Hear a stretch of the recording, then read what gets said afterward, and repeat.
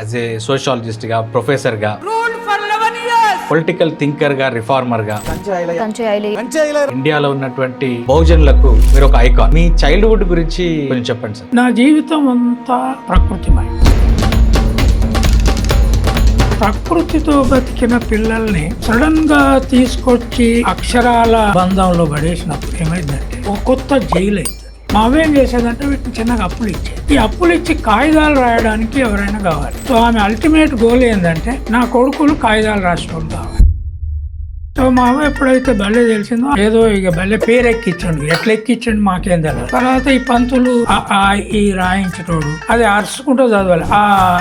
ఈ అని కొద్దిసేపటికి బోరు కొట్టేది. అంటే ఈ సార్గాడేంటి. నేను ఇంగ్లీష్ అక్షరాలు చాలా ఈజీగా నేర్చుకున్నాను.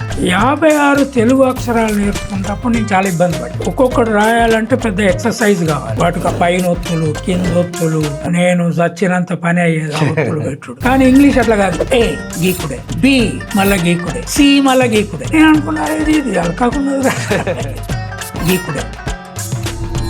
ఇప్పుడు మీరు why I'm not a Hindu అని అన్నారు. This book why I'm not a Hindu. మాకు పోచమ్మ, మైసమ్మ, ఈ దేవి దేవతలు ఉన్నారన్నారు.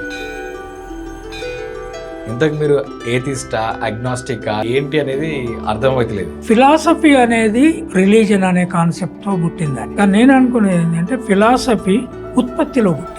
స్త్రీ మెన్స్ట్రుయేషన్, అన్టచబిలిటీ. అరే బురద లేనిదే పువ్వు ఉంటుంది అరవై అన్నాడు ఒక రైతు. బురద చెడ్డదెట్ అవుతుంది? బురద లేనిదే పువ్వు లేదు, రజస్వల కానిదే పిండం లేదు. ఈ రెండు అన్టచబిలిటీ కావు, they are sacred. Great statement.